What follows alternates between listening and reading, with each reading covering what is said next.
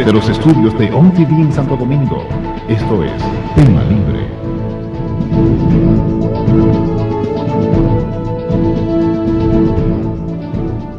Saludos amigos de toda la República Dominicana, bienvenidos a Tema Libre, programa plural, independiente, objetivo. Señor Juan TH. Hola. Hoy tenemos un gran privilegio en Tema Libre. Así es. Así mismo es.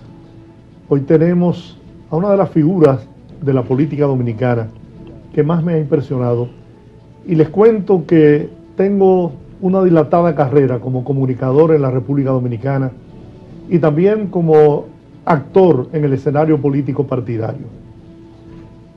Estuve al lado de una de las figuras más prominentes que ha dado el país, el doctor Joaquín Balaguer, y luego de eso he tenido la oportunidad de conocer a un hombre, un político dominicano, pero más que un político, un dominicano, un buen dominicano, que me ha causado una gran impresión, porque lo he tratado como ser humano y he podido descubrir en él condiciones excepcionales como ser humano, como padre, como esposo y como hermano, como familiar.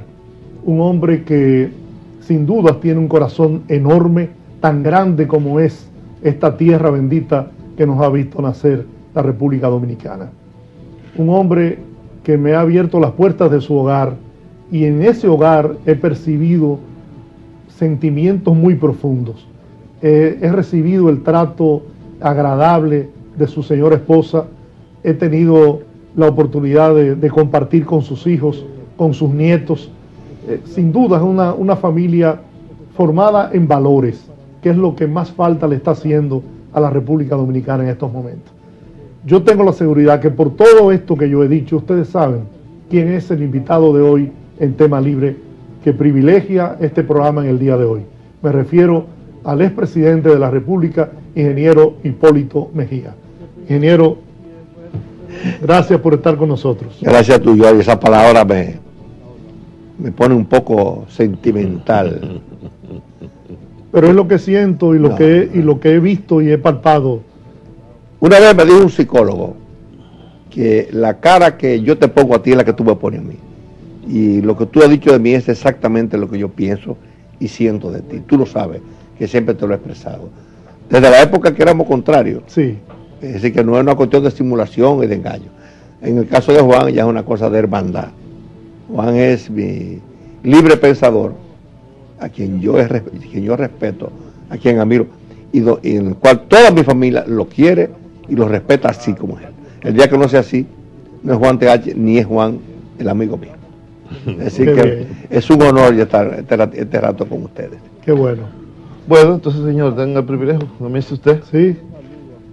Bueno, presidente, yo creo que el tema obligatorio es el discurso que pronunciara Leonel Fernández, que dirigiera al país, que ha recibido el rechazo de la gran mayoría de los dominicanos y las dominicanas, no solamente en el territorio nacional, sino también en el extranjero. Hemos visto cómo las cadenas internacionales de televisión han hecho duras críticas al discurso de Leonel Fernández. Me gustaría conocer su opinión sobre esta pieza que pronunciara Leonel Fernández al país. Tú sabes que cuando uno ve ese tipo de aptitud aquí y fuera del país, de algunos amigos, presidente, y de personas que han tenido mucha influencia en la vida política, uno se ve en el propio espejo. Yo recuerdo que tuve la oportunidad de que Juan siempre me acompañó, y donde quiera que yo iba en los primeros 6 meses, tú no me decías así, y yo lo que hacía era reírme, pero yo sabía que el timing, como dicen los americanos, era ese y es ese. Tú tienes que entender cuál es tu papel en un momento determinado. Naturalmente, el que vive de la utopía, el que vive de la teoría y de la mentira el engaño, como es Leonel Fernández, para él eso no existe. Y él hasta se lo cree. Entonces, lo que él ha dicho, tanto como en su discurso anterior, echándome el muerto a mí de la economía, hay que ser descarado e irresponsable para eso. Y ahora, también se creyó que la gente le iba a creer. Pero esa etapa de gourmet, si lo decimos así, él tiene que entender qué pasó. Porque ya se han ido sabiendo y se van a saber más cosas de las cosas que él propició. Entonces no puedes venir ahora a pensar que el pueblo es tan ingenuo para creer que todas esas cosas que le decían el gobierno y después acompañado por una política mediática, una campaña mediática, iba a ser igual. No, no es así. Aquí, fuera del país, por mucho control que tú tengas y por mucho dinero que tú hayas pagado a algunos amigos, te van a pasar el pagaré. Porque además tú te burlaste de mucha gente, o él se burló de mucha gente. Pero la verdad es que yo me quedo perplejo. Y lo que él ha dicho es una ratificación de su accionar en la vida política dominicana. No, presidente, usted no tiene derecho. Además, en el orden institucional, él está echando una vaina, como dice en Gurabo, al propio gobierno, porque él está asumiendo cosas que debe respetar a un presidente que aunque tiene 90 días, y ha demostrado que si no es sumiso, es cauteloso, es prudente o cobarde, pero definitivamente tiene que respetarlo. Y más que, si él no respeta mucho al presidente, que respete la vicepresidenta, que es su esposa. Entonces yo pienso que el presidente metió la pata. Y en el campo dicen, Gurabo dice, que el que siembra viento cosecha tempestad. Y él tendrá que cosechar tempestad. Porque lo que él ha hecho con el de guañanga de la economía, él va a tener que pagar eso. Moralmente. Políticamente, él preparó el escenario para él creer que es dueño absoluto del accionar político dominicano. No es así, ¿eh? Aquí hay gente que tiene vergüenza, hay gente que tiene dignidad. Y se lo vamos a demostrar a él. Por eso la reacción de la población. Presidente, durante la campaña electoral, en conversaciones así en su despacho con algunos amigos en los recesos de la campaña, yo recuerdo que usted en más de una ocasión nos dijo que la situación del país iba a ser muy difícil, que iba a ser necesario tomar medidas muy duras porque justamente el gobierno había desmantelado el aparato productivo, había abandonado el campo, había abandonado la gente, y que si usted llegaba a la presidencia de la República iba a ser obligatoriamente tomar medidas muy austeras, muy rigurosas, y advertía sobre todas estas cosas que estamos viendo hoy. Entonces, hay una diferencia. Si usted hubiese sido presidente de la República, iba a tener la autoridad que le daba su paso por el Estado y su paso por la vida política en el país, que no parece tener el nuevo presidente. Porque lo que ha encontrado realmente ni siquiera se ha atrevido a decirlo. Eso es lo lamentable. Él es cómplice, ya es cómplice. Y es lamentable porque hay gente que dice que son iguales. No, yo no creo eso. Yo creo que hay diferencia. Y además, aunque no haya diferencia, tú no puedes echarte muerto de nadie. Tú tienes que decir qué encontraste. Tú tienes que hacer un diagnóstico. A él, sus funcionarios de la transición le hicieron un diagnóstico, que duraron 3 meses haciendo diagnóstico, y ya él tiene 90 días, con un enfoque que debe ser diferente, más humilde, no de despilfarro, no de como yo le llamo, de machepismo a ultranza, porque esa cosa de un machepista, creer que simulando y aparentando que tú eres lo que no eres, es un disparate. Yo pienso que Danilo no ha asumido esa posición. Ha sido una persona que cuando va por la calle, va un presidente normal, no un sultán, no un emperador, porque la verdad que el emperador Lionel se creyó que las calles eran de él y que el palacio era de él y que todo era de él. Entonces, pero definitivamente, pero tomar medidas así como las que se han tomado, yo nunca la pensé. Y Danilo se había comprometido en no tomar medidas impositivas. Y firmamos eso con el sector empresarial, con los sectores sociales, con los sectores que perseguían mejor bienestar, o que exigían, o que requerían. Pero de hecho, él ha impuesto y rompió con el CES un escenario extraordinario para él imponer un modo democrático de decir y hacer las cosas. y de discutir las cosas en un ambiente de fraternidad y de equidad. Pero toda esa cosa ha sido frustrante. Además, todo el mundo, yo tengo informaciones, como tú sabes, que las habíamos discutido, de cosas que acontecían en el país. Pero hasta ahora nadie ha dicho de un diagnóstico que se haya hecho en las carreteras, o en el sector agrario, o en ciertas instituciones. No.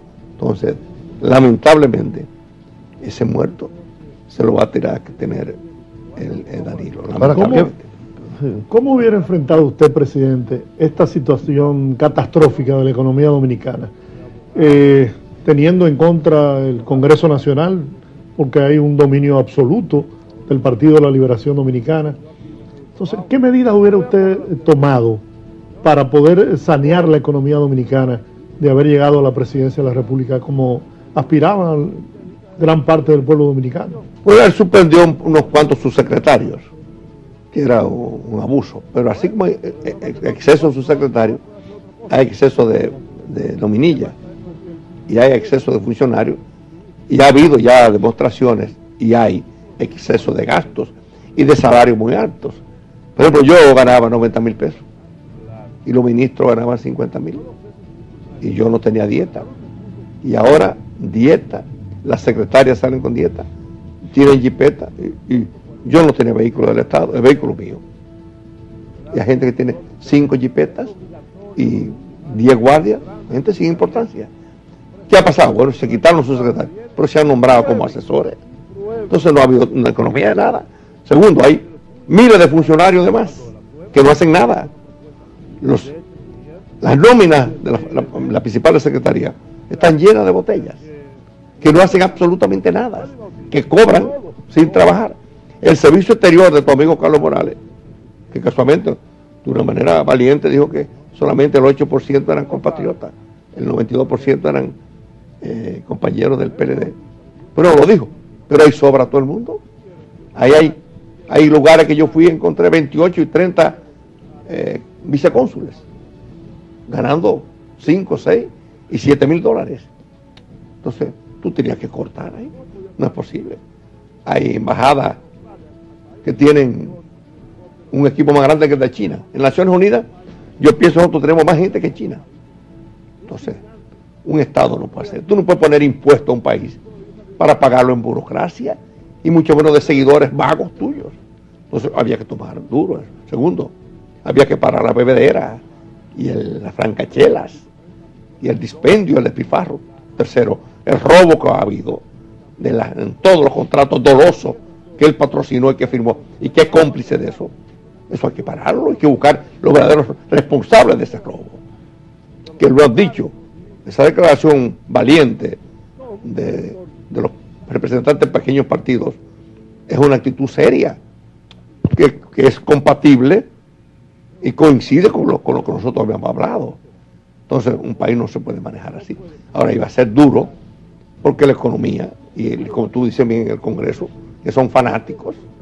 Recuerda aquella vez cuando yo hablé de Obama, que no era rubio, ¿no? Me contestaron todos como toros.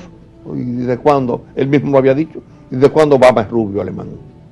Sí, la cosa que tú dices, una actitud irresponsable, una actitud arrogante, una actitud que demuestra claramente lo que ellos iban a hacer. Ahora, yo, como conocedor de lo que es un presupuesto, porque yo manejé durante muchos años presupuesto, cuando era director del tabaco, como secretario de Agricultura y como presidente, yo manejé un presupuesto ajustado a la realidad, suprimiendo la 1401 y ajustando el presupuesto es la ley de gastos públicos, que tú la violentaste y te la irrespetaste. Entonces, eso tiene... Bueno, que no te van a apoyar un nuevo presupuesto. No, tú sabes que tú te acoges al presupuesto anterior. Así que uno también tiene la surrapita y el conocimiento para, bueno, si usted no lo aprueba, yo sigo trabajando con el presupuesto del año anterior y del año anterior y me podía durar los 4 años. Préstamo nuevo, o prueben acá. Y el país resiste más préstamos. De 9,000 millones, incluyendo la deuda, 9,700 millones que hubo con el déficit cuasi fiscal, subió a 25,000 millones de dólares. Más el déficit cuasi fiscal de 89,000 millones, a 276.000 millones, más el déficit de cada año, que en los últimos 4 años fue de 200 y pico mil millones, y este año parece ser que va a finalizar, como dijo Temístocles, en 187.000 millones de pesos. Eso no se había visto nunca en la historia del país. Ellos consiguieron dinero. El presupuesto de Balaguer era un presupuestico y el mío era una miniatura, 100.000 millones. Ese aumento lo tuve en un solo año. Le aumentó en el 2005 100% el presupuesto, las entradas del gobierno, por los impuestos que ha puesto. ¿Quién lo paga los impuestos? Los más necesitados. La gasolina que tú cobras, el policía que tú tienes, el guardián que tú tienes en la casa, los niños que tú no tienes en la escuela, el colegio, la electricidad que tú pagas. De ahí viene la presión tributaria. Oye, ¿qué presión tributaria se puede comparar con métodos? Ahora, presidente, usted dijo, creo que fue bastante claro en su último discurso al país, sobre lo que iba a pasar y por qué se oponían tanto usted como el PRD a nuevos impuestos. Incluso buscaron fórmulas para impedir este paquetazo, advirtiendo que eso iba a profundizar la crisis, que el dólar tiende a dispararse, como efectivamente usted lo había advertido. Está a los niveles en que lo dejó el presidente, sí, entonces, Hipólito Mejía, claro, 40 ahora, por 1, ¿no? Se está produciendo un fenómeno que yo no sé hasta dónde usted lo había percibido, que es el de la protesta.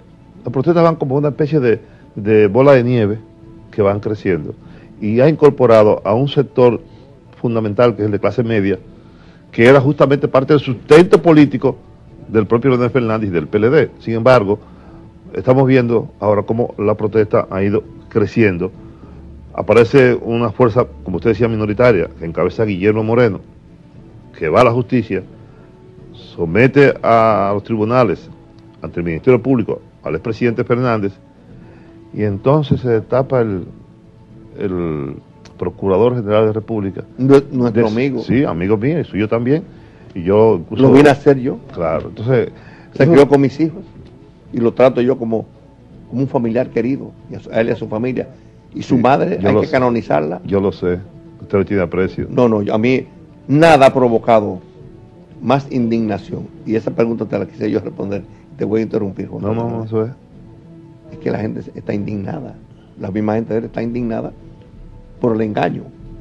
En el caso mío, estoy indignado con este muchacho. Francisco Domínguez Brito. Que yo lo veía como un verdadero líder del país. Lo que Francisco hizo durante 15 o 20 años, lo echó por la borda con una sola actitud, con una sola decisión. A mí me duele en el alma, porque créeme que yo le tengo tremendo cariño a ese muchacho, a él, a sus hermanos, una familia ejemplar, a su padre muerto, a su madre, un cariño especial, y lo voy asumiendo. Cuando fue procurador la primera vez, cuando el caso bancario, él asumió una posición y tuvo el encontronazo con el gorila de Vincho, y ahora lo veo que lo de ayer fue indignante. Además de meter el caso de Amable, decir que no y hablar de la amistad de él con porque usted es un procurador de la República. No, la verdad, honradamente, a mí sí yo sé que a ti también, porque sí, siempre yo hemos hablado. Claro. Y tú también siempre hablabas de que este muchacho tenía un futuro.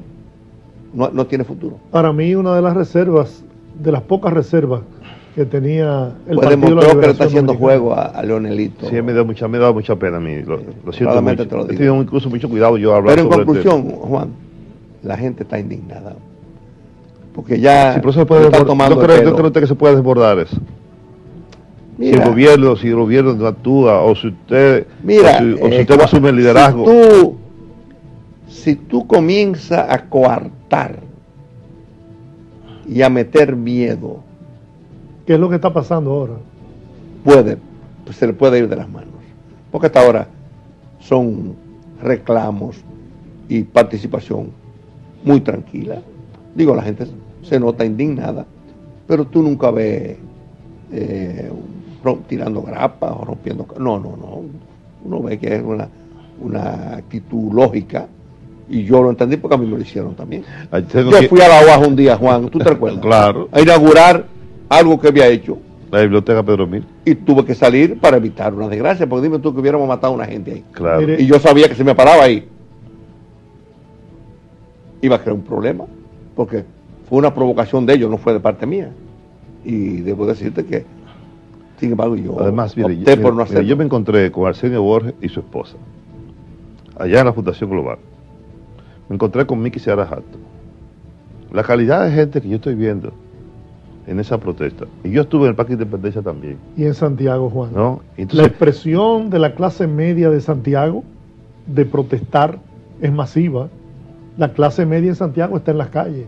Bueno, ese quizás sea el pueblo donde hay un historial de ofensas. La zona franca fue producto de una declaración de Leonel antes, que dijo que no había alternativa en la zona franca, y nombró a Danilo para que resolviera el problema allá. Le prestaron unos cheles, más nunca se vio nadie. Se perdieron 40.000 empleos. En la última campaña tuvieron que hacer todas las maniobras y todo el robo para bajarnos, y le ganamos. Y lo último que hizo Danilo fue que nombró una gobernadora nativa de Dajabón. ay, eso sí, por los santiagueros. Eso Oye, sí.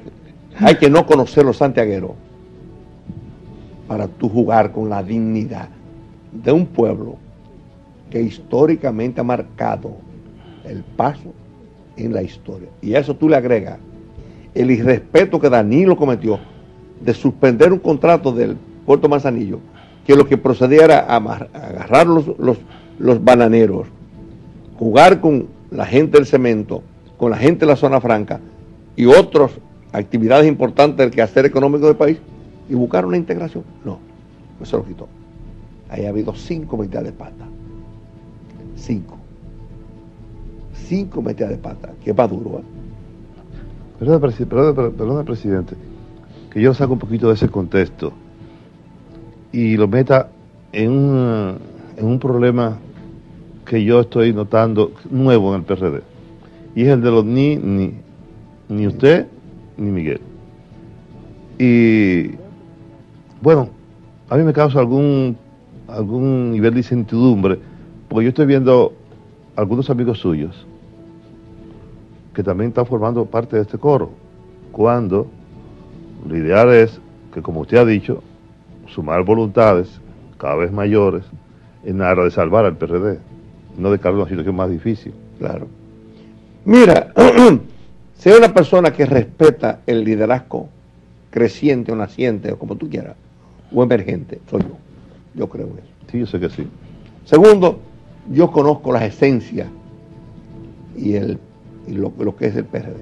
En el PRD hay un síndrome de que todo el mundo cree que puede ser líder y presidente. ¿Se lo cree? Me lo han dicho a mí desde que yo era ministro de Agricultura.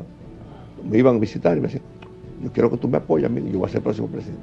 Me lo decía gente que no tenían la más remota posibilidad de nada. Y ahora pasa igual. Pero yo eso lo entiendo. Porque hay gente, no todo el mundo tiene la capacidad de analizar fríamente y ver el futuro.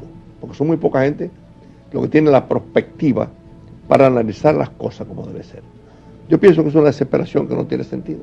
Porque estamos en un conflicto que hay que resolver y que nos ha hecho daño. Claro. Porque estamos enfrentados a un toro cebú, y los toros cebú hay que saber cómo llevarlo.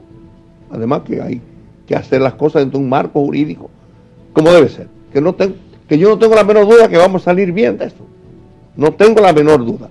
Pero a veces desesperarse y querer allantar no es bueno, ¿eh? Eso no es bueno. Pero yo soy respetuoso. Ahora sí te digo una cosa. Yo estoy de muy buena fe en esto. Quiero ser un elemento de cordura, yo diría de integración, de respeto, de aplicación de la democracia interna, de respeto a la dignidad de mis compañeros. Pero yo a la corta o a la larga no me voy a quedar con los brazos cruzados. Yo apoyaré a la persona que ha tenido una actitud de respeto a la institución, que creen en la institución, y yo a su debido tiempo diré, bueno, me voy por aquí, como siempre lo he hecho, en desgracia y en buena. Entonces yo le quiero decir a los muchachos que no se desesperen, que el futuro de la democracia tiene mucho que ver con la actitud que el PRD asuma. Así es. Que es un partido democrático y que tiene que seguir siendo democrático. Y hay que entender que el PRD es un partido así, que no somos iguales, ¿eh? El PRD, ni Peña fue. Yo me río con mucha gente cuando dice, el liderazgo del doctor Peña Gómez, el dueño del PRD. No, el doctor Peña Gómez fue enfrentado. Claro. Fue enfrentado por todos los líderes, incluyendo a Jacobo Magluta, que le disputó la candidatura presidencial. Así es. Entonces, Peña no era el dueño, ni se lo quería, ni se lo creía, ni lo quería tampoco. Entonces, en el PRD hay que verse en ese espejo. Pero definitivamente yo creo que los niní se han precipitado. Pero además yo vi una encuesta, que esa encuesta dice, valora lo que ha estado haciendo el gobierno. Y realmente, la mayoría de los ciudadanos y ciudadanas rechazan la reforma, rechazan la medida del gobierno, están en contra del gobierno, rechazan profundamente a Leonel más que nunca antes. Y al mismo tiempo, tanto en el PRD como fuera del PRD, usted sigue siendo una figura respetable, usted sigue siendo una persona de alto arraigo popular. Yo estuve viendo los números ahí que me quedé medio asombrado. 65, 68% de aceptación y de respaldo a sus posiciones y a su figura. Yo lo agradezco. Se lo agradezco mucho al PRD. Y yo quiero asumir esa posición. Yo no quiero asumir posiciones de daño, ni de prejuicio a nadie, ni de perjuicio a nadie. Por el contrario. Pero, aquella vez, una vez que tú estabas muy preocupado, que estábamos 96-4, yo te dije, ganamos. Sí. Ganamos, yo te dije a ti. Así es. Yo conozco la base del PRD. Y conozco la base de la sociedad. Y la sociedad está indignada. La sociedad. Además, usted ha sido el único que no ha dicho que quiere ser candidato. No, bueno. Que no está hablando de eso, sino que está hablando de unidad interna y de asumir un rol de posición. Que es lo más saludable para el PRD en estos momentos. Y después habrá tiempo de hablar de eso. Eso es una cuestión que se cae de la patita. Si tú tienes un problema interno, ¿cómo tú le vas a agregar otro ingrediente? Porque estoy desesperado. No se desespere. Que el que se desespera pierde. El doctor Balaguer es un maestro en eso. Usted aprendió mucho, doctor Balaguer. No es que aprendí, sino que tuvo la confianza en decirme cosas que yo no sé por qué me las decía, porque yo fui un adversario de él, pero él vio en mi actitud, en mi respuesta, una comprensión de su situación, y fue sincera. Él quizá al principio no lo creía, porque obviamente un hombre como él, que era un zarabagullón, pero él vio que era una actitud seria. Pero muchas cosas del doctor Balaguer me dijo fueron exactamente como él me la dijo. Digo, pero no solamente me la había dicho él, me la había dicho el propio Antonio Guzmán, que ustedes lo calificaban no, Antonio es un pendejo. Yo siempre respeté mucho a don Antonio.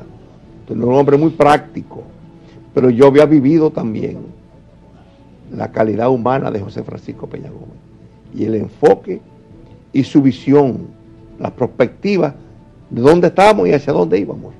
Ese es uno de los grandes problemas que tiene esta sociedad, en todos los renglones de la vida, no solamente en la parte política, en la parte de tus empresas, de tus actividades comerciales, actividades profesionales, como todo.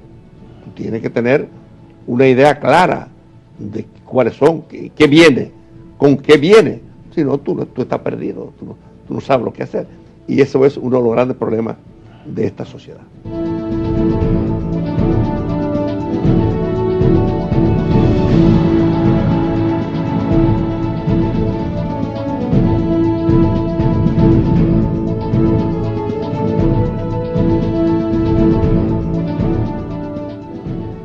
Bien, presidente, le comentaba antes de ir a publicidad sobre querer conocer su posición ante esta reforma tributaria criminal a que el gobierno del Partido de la Liberación Dominicana ha sometido al pueblo dominicano, y que se han producido las protestas que hemos estado viendo día a día en todo el territorio nacional, y que tengo la seguridad que irán creciendo en la medida que el pueblo comience a sentir ese yugo encima de cada dominicano, cuando empiecen a aplicarle el 18% del ITEVI a cada una de las compras en los productos que que consume el pueblo. Yo hice un discurso que tuvo una buena acogida y fue ponderado mayoritariamente con su aprobación. Y yo decía que lo primero es que se violentó, perdió Danilo una oportunidad de consensuar con el sector social y el sector comercial. Eso es mortal. Es un escenario que es para que se aproveche democráticamente. Primer caso. Segundo caso, él había prometido que no penalizaría a los dominicanos con nuevos impuestos. Una mentira, un engaño. Tercero, penalizar el café, el chocolate, el yogur, con un porcentaje que se iría incrementando paulatinamente. Eso es mortal. 2% a todos los sectores, al sector que consume, básicamente a la clase media y clase baja. Porque lo que tienen plata, 2%, 10%, no le hace nada. Pero ese ITEVIS va al corazón del bolsillo tuyo. Cuarto, imponer de una manera descarada en el Congreso Nacional, cuando tú tienes una mayoría mecánica y de la forma que se hizo, eso es burlarte de la sociedad. Todas esas cosas se han conjugado para que sea repudiable la actitud de lo que le enviaron, del que la produjo, y el pueblo ha entendido que es un irrespeto a su economía y a su dignidad. Eso va a traer, mucha gente no lo sabe, la gente va a comenzar a vivir cuando comience a ir a los colmados, a los supermercados y a las tiendas, la repercusión que eso tiene. Además que tiene una cadena de especulación que en este país nunca está ausente en un momento de la coyuntura comercial y política del país. Entonces va a ser, como yo dije, cuando menos de un 25 o un 30% aumento del costo de la vida, que ya era alto. Entonces, yo soy de los que creo que va a traer grandes y graves consecuencias. Esa salida que tuve de mucha gente desesperada, actuando y haciendo cosas que nunca se habían visto, porque la verdad que aquí lo que Danilo decía, que él iba a hacer cosas que nunca se habían hecho. Y lo que nunca se había hecho. Y la que esa gente se está matando todos los días. A esto se le agrega el ingrediente de la inseguridad ciudadana, que sigue en latencia, increciendo, como dicen los italianos, que no ha tenido una fórmula.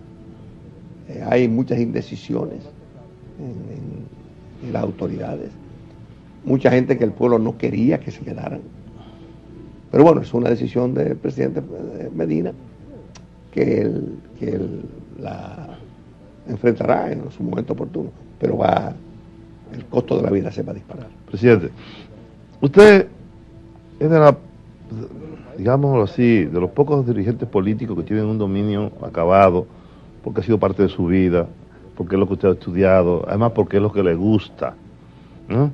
¿Qué es el campo? Es el sector agropecuario. Y usted ha sido un productor durante muchos años, un amante de la tierra y del campo, porque usted proviene del campo. ¿Qué está pasando en el campo dominicano? Porque esta crisis bien podría paliarse si el gobierno le metiera recursos, si tuviera una política frente al campo, recuperar todo el aparato productivo. ¿Cuáles son los datos que usted tiene? ¿Qué está pasando en el campo? ¿Y qué puede pasar? ¿Cuáles son sus recomendaciones? Mira, conceptualmente, si tú oyes lo que dicen algunos funcionarios, y yo que fui a la reunión de la Junta Agroempresarial, tú dices, bueno, hay pasos que son positivos. Y yo diría la propia humildad de algunos funcionarios nuevos. Pero mira, la crisis que hay ya en latencia, que se va a profundizar en magnitudes inconmensurables. Oye la palabra, magnitudes inconmensurables en los próximos meses. Ni tú te lo imaginas. La crisis del campo dominicano es mayor al de la Corporación Dominicana de Empresas Eléctricas Estatales. Mayor. Naturalmente, se ve más en la electricidad porque cuando te quitan, se te va la luz, viene la crítica y el subsidio que hay. Lo que pasa es que el subsidio que el campo, lo que está sucediendo en el campo, el subsidio lo está haciendo el productor al consumidor y al país. Entonces es una quiebra posiblemente colectiva. Los daños causados por la tormenta han sido grandes. Hay un pueblo que yo quiero entrañablemente, se llama Asua de Compostela. Los daños que yo recibí son increíbles, el informe de los daños. Yo no he querido ir a verlo. ¿Tú sabes por qué? Porque me duele tener que ver eso y declararme impotente ante una situación así. Yo fui a la línea noroeste la semana pasada. Yo he caminado por la zona de Limón de Yura y Nagua, donde ya se quebraron. Ya no hay nada que buscar. Las importaciones fueron el pan nuestro de cada día de funcionarios que tomaron eso como un negocio de ellos. Sí, sí, una mafia. Los frijoles, el arroz y todo. Una mafia. Ahora ha habido una serie de subastas, arreglos de subastas, que bien, todos la felicitamos. Pero eso resuelve el problema de los cebolleros de Baní, de San Cristóbal, de Vallejuelo, de la línea noroeste. No. A que tú importes asignado cuotas a los nuevos comerciantes. No. El problema del campo es grande. El Banco Agrícola está recapitalizado. El INDRI está haciendo el trabajo de limpieza de drenajes y de mantenimiento de drenajes y de caminos en los campos. Hay fondos de investigación, hay proyectos para retomar la investigación y la extensión como algo necesario de un cambio. No hay dinero, no hay dinero. Se ha pagado y se va a pagar la deuda de los que hay con el sector arrocero, de la famosa pignoración, que todo el mundo se ríe. Va a haber solución para el problema de los productores de leche, que están prácticamente colapsados. Vamos a enfrentar el déficit de producción de café. Vamos a dar un enfoque diferente a los productores de café. Vamos a apoyar sinceramente a una cosa que dijeron ahora que ha sido buena, que los invernaderos, pero hay base para enfrentar la organización y la preparación para la exportación de esos rubros importantes. Ya México exporta 2.000 millones de dólares de hortalizas. 2.000 millones de dólares. Nosotros estaremos en 100 o 100 y pico, y se habla de... Se castró ese proyecto por retaliación política. El campo dominicano. Sí, pero es un panorama muy tétrico. Muy difícil. Y a mí no me gusta decirlo. Yo lo dije porque tú me obligaste, pues mira que yo no estaba hablando de eso. No, pero tengo que decirlo. Claro. Los plátanos, apunta eso. En un mes lo va a comprar 25 centavos. ¿Centavos? ¿Por qué? ¿Tan baratos? ¿O 25 pesos? Ah, 25 pesos el plátano. Yo estoy comprando a 10, a 12 y a 15. Pero aparte voy a comprar a 25. Por suerte de los guineitos de rechazo. Que son los que tú y yo estamos comiendo. Y rulo. No. Yo quisiera que el secretario, un muchacho honrado y bueno. El ministro de ahora. Sí. Porque el anterior no. El anterior es sinvergüenza, lo digo yo. Ojalá que pueda enfrentar esta crisis. Ojalá. Pero se ha hecho el 10% de lo que yo tenía pensado hacer. 10. Lo que tú no siembres ahora, en agosto, septiembre y octubre, tú no lo puedes sembrar. Se te pasa la época, porque es cíclico. ¿Y con el arroz? ¿Y qué va a pasar con el arroz? El arroz es un rubro que ha tenido estabilidad en los últimos... Sí. Me recuerda que nosotros suspendimos la siembra una vez. Claro. Porque había de más. Sí. El arroz entra en crisis en un año más. 10 millones de quintales. El arroz entra en crisis un año más. Porque están quebrados los arroz. Las factorías de arroz, 90% de las factorías de arroz están quebradas. ¿Y qué habría que hacer, qué inversión habría que hacer en el campo para poner a producir el campo dominicano? No es tanto. ¿Cuáles son los No es productos? tanto. Cuando tú le das dinero al Banco Agrícola y tú administras bien la siembra de tomates, plátanos, yuca, batata, arroz, la recuperabilidad, la recuperación, el 98%, 97%. Así que el dinero que tú inviertes en el banco se devuelve. Si tú lo dejas a la especulación rampante, es un desastre. Pero eso, los porceleros de la reforma agraria están dentro del contexto del propio financiamiento del Banco Agrícola. El INDRI tiene que ser trabajo de manejo del agua obligado. Si no da mantenimiento, no hay forma de tener una agricultura altamente productiva. Entonces, la café, para tú producir, tú tienes que hacer los semilleros. Y el café que tú siembras ahora se cosecha dentro de 5 años. Y el cacao también. Así que ya estamos perdiendo. Yo recuerdo cuando yo comencé, al día siguiente estábamos nosotros en Asua, preparando las tierras y arreglando todo. Y cuando fui secretario del Ciclón, metimos 40 tractores a preparar las tierras. Ya eso no se da.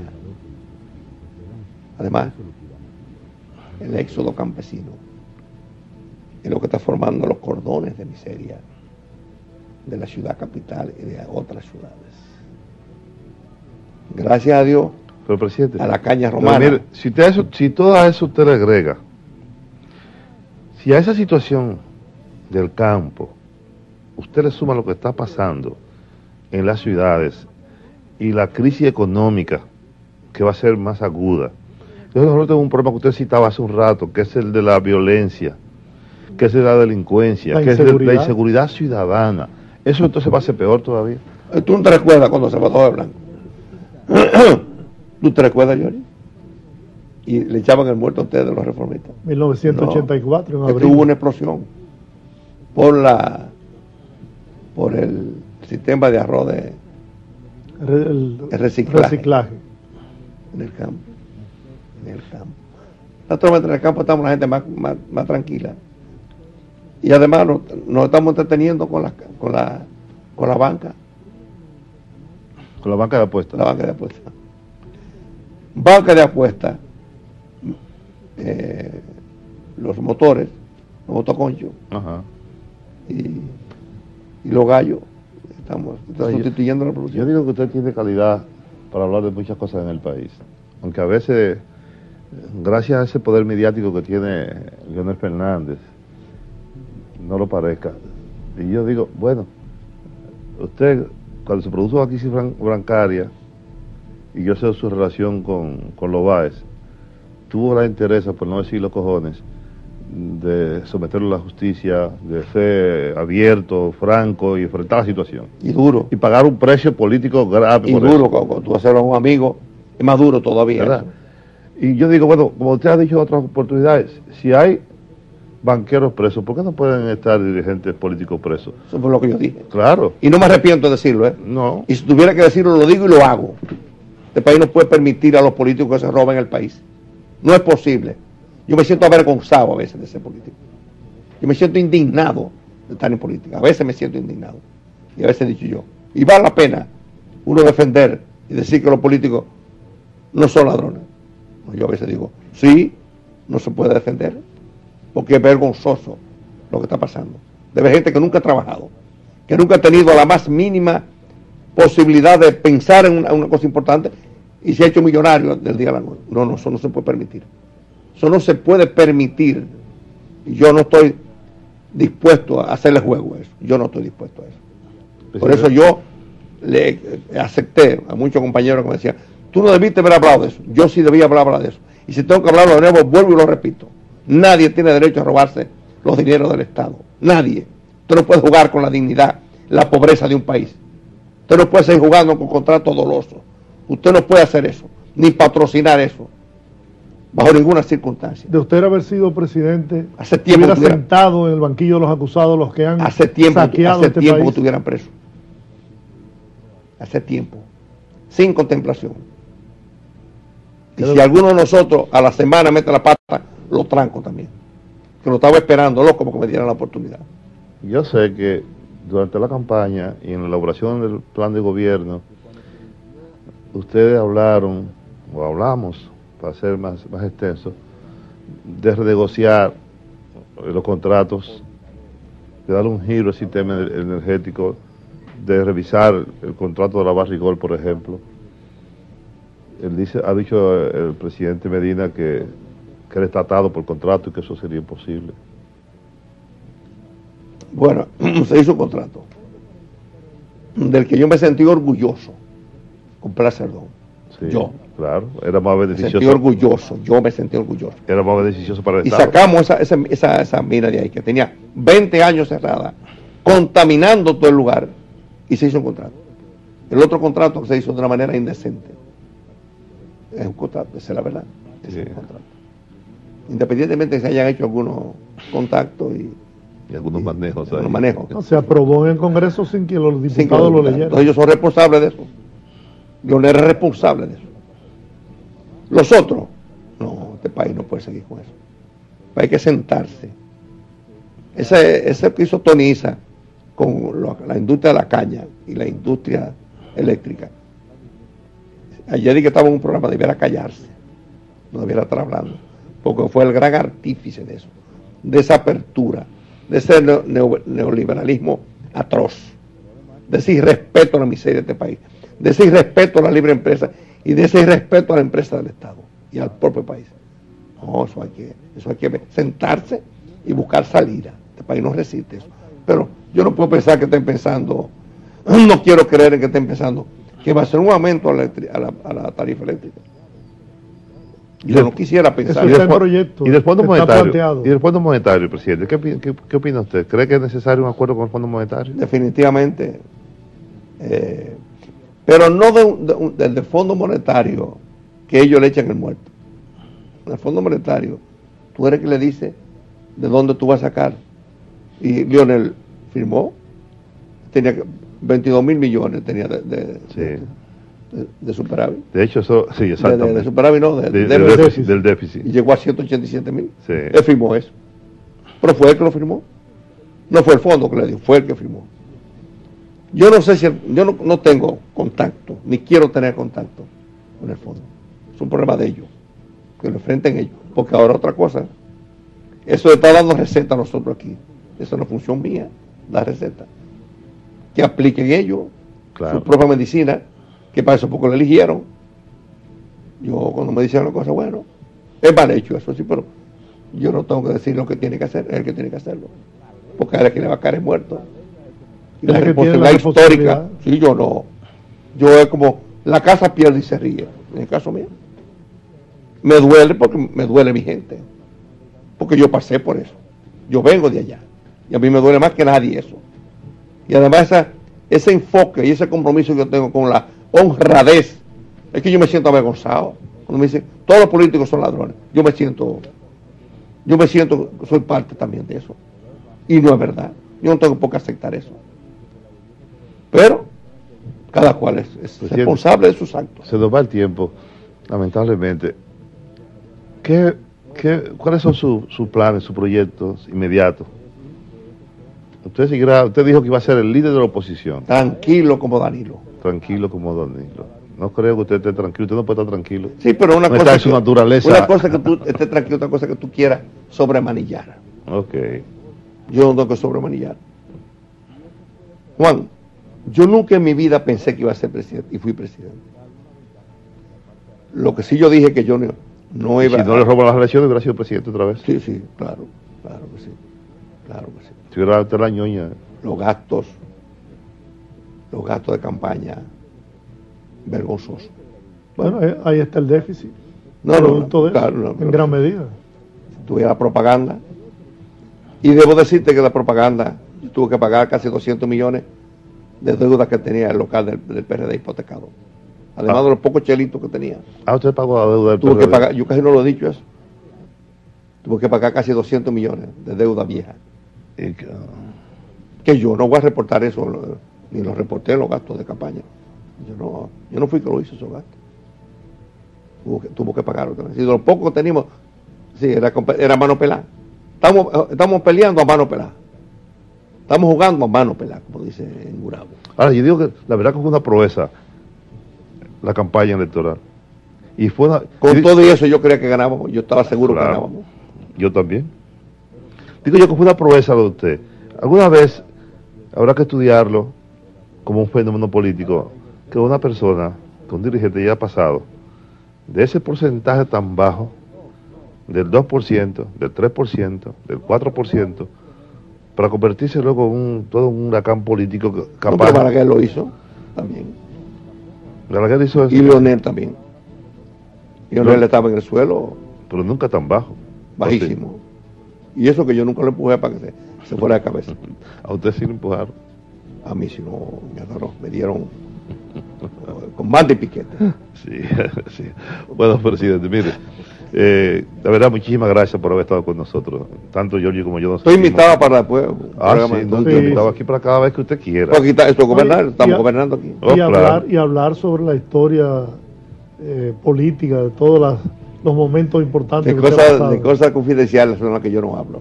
Sí. Claro, ni con Juan. Cuando usted llega ahora. Ni con Juan hablo de cosas confidenciales. Se la habla. Mira. Ni con doña Rosa. Yo creo que usted me le dé un abrazo a doña Rosa de parte cuando llegue allá ahora. Y de la mía también. Se lo daré, cómo no. La verdad que usted es un hombre afortunado. Porque sí. Dios le dio a usted, yo lo estoy diciendo yo, la gente no cree en Dios, unos hijos maravillosos y una esposa espectacular. Bueno, tú eres como mi primo Juan Isidro Jiménez Grullón. Yo lo quise mucho y lo recuerdo cada día más.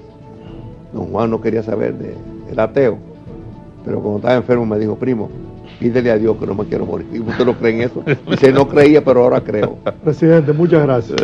Señores, gracias. Hasta otro tema libre.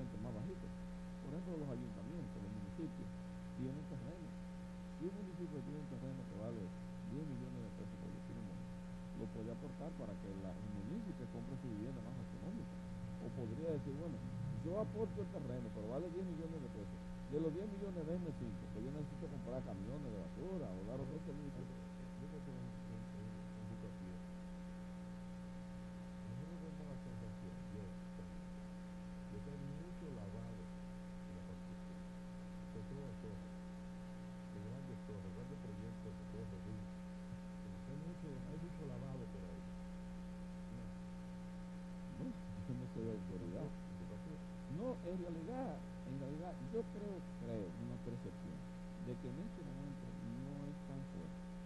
¿Por qué? Porque tú ves que la percepción del gobernador Blanco Central ha dicho que hay más de $1.000 millones que no tienen explicación en las finanzas públicas.